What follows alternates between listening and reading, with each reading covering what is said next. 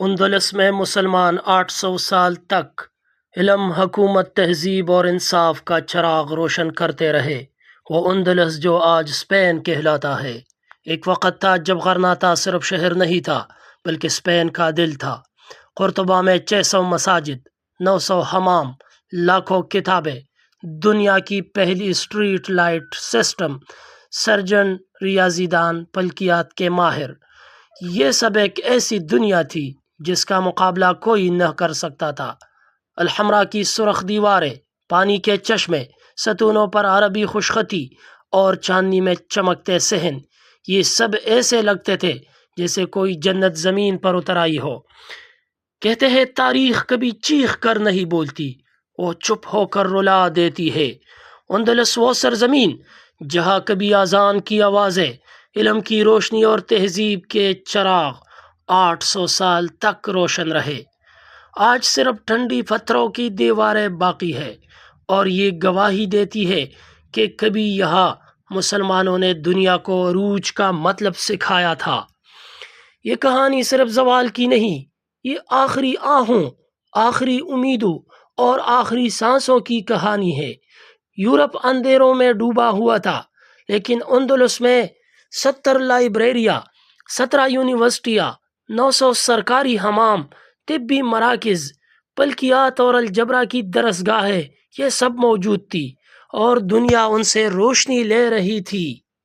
مگر انسان جب جنت کی عادت ڈالتا ہے تو وہ اس کی حفاظت بھول جاتا ہے۔ اندر سے گرتی ہوئی سلطنت سب سے بڑا زخم تھا۔ غرناطہ باہر سے نہیں ٹوٹا، پہلے اندر سے ٹوٹا۔ مسلمان امیروں کا مال بڑھ رہا تھا لیکن ایمان کم ہو رہا تھا۔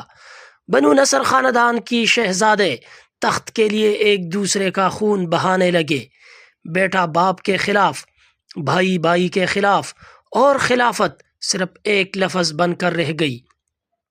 اسی نازک موقع پر بھی غرناطہ کے 3 حکمران، باپ، بیٹا اور چچا، ایک ہی وقت میں حکومت کا دعویٰ کر رہے تھے اور کئی مرتبہ ایک دوسرے سے لڑے بھی، جس کا فائدہ سیدھا دشمن کو پہنچا۔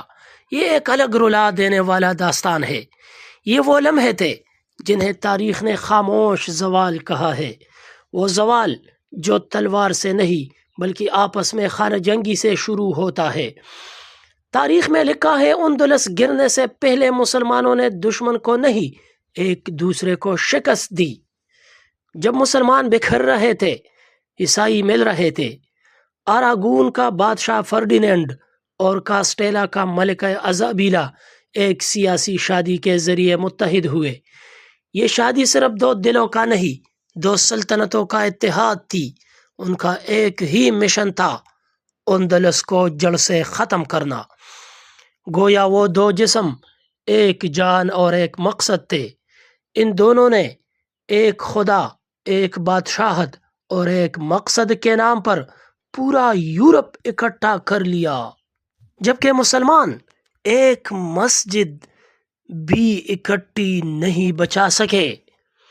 غرناطہ کا 10 سالہ محاصرہ اور آخری جنگ کی داستان دل چیر دینے والی ہے۔ محاصرہ 10 سال جاری رہا، 1482 سے 1492 عیسوی تک، اور غرناطہ سانس سانس کر کے کمزور ہوتا رہا۔ خوشحال باغات سوکھ گئے، لاتعداد مرد مارے گئے، بازاروں میں بیچنے کے لیے کچھ نہ بچا، اناج و خوراک ختم ہوا، بچے بھوک سے بلکتے، بہت سے سپاہی زخمی ہوئے اور لوگ خوف میں جیتے رہے۔ مائیں بچوں کو بھوک سے بچانے کے لیے درختوں کی چھال پیس کر کھلاتی تھی، اور باہر فرڈیننڈ کی لاکھوں فوجیں، جیسے کوئی آہستہ آہستہ اپنے شکار کے گرد لپیٹتا ہو۔ غرناطہ آہستہ آہستہ مر رہا تھا، کوئی چیخ نہیں، صرف ایک لمبی خاموش موت۔ ابو عبداللہ نے عثمانی سلطان بایزید دوم کو مدد کے لیے خطوط لکھے۔ عثمانی بحری بیڑے نے اسپین کے ساحل پر کچھ کارروائیاں بھی کیں، لیکن یورپ سے جنگیں، بحیرہ روم کے حالات اور سیاسی پیچیدگیاں اس بات کی اجازت نہ دے سکے کہ عثمانی پوری طاقت سے غرناطہ پہنچ سکے۔ اور آخر کار وہ لمحہ آ پہنچا۔ 2 جنوری 1492 الحمرا محل کے دروازے کھل گئے۔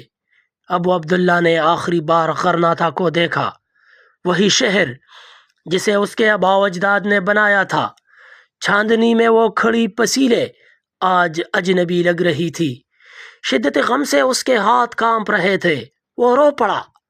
اس کی ماں عائشہ حرہ خاتون نے اس کو یہ کہہ کر جھاڑ دیا، جس سلطنت کو تو مردانہ وار نہ بچا سکا، اس پر اب زنانہ وار آنسو بہانے سے کیا فائدہ؟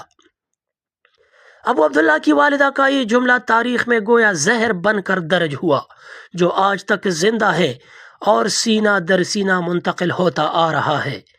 ابو عبداللہ کی آہ عجیب آہ تھی، آخری مسلمان کی آخری آہ۔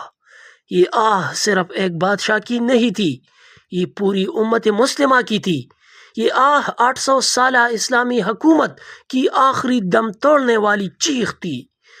سب سے دردناک منظر وہ تھا جب ابو عبداللہ نے غرناطہ کی چابیاں خود اپنے ہاتھ سے ان دونوں فاتح میاں بیوی کے حضور پیش کی، اور غرناطہ پر ان دونوں کا جھنڈا لہرا دیا گیا، اور ایک تہذیب کی موت واقع ہوئی۔ جیسے ہی جھنڈا بدلا، مساجد چرچوں میں بدل گئی، قرآن کی جلدیں جلا دی گئیں، عربی زبان کو جرم بنا دیا گیا، اذان روک دی گئی، علماء کو زنجیروں میں باندھ دیا گیا۔ الحمرا محل کے باغوں میں جہاں کبھی علم کے قافلے چلتے تھے، آج خاموشی سے اسلامی خلافت و حکومت کا جنازہ پڑھایا گیا۔ وہ تہذیب جس نے دنیا کو آئینہ دکھایا تھا، دفن کر دی گئی۔ اس سب کے ساتھ ساتھ مسلمانوں کی جلاوطنی انتہائی دردناک تھی۔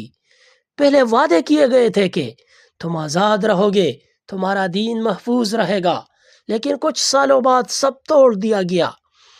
زبردستی مذہب تبدیل کیا گیا، بچوں کو والدین سے چیرا گیا، خواتین کو پکڑ کر چرچ بھیجا گیا، کتابیں نظر آتش کی گئیں، پورے کے پورے خاندان جلاوطن کیے گئے، اور 1609 میں آخری مسلمان بھی اسپین سے نکال دیے گئے۔ اندلس، وہ سرزمین جو کبھی مسلمان تھی، آج ان کے لیے اجنبی ہو گئی۔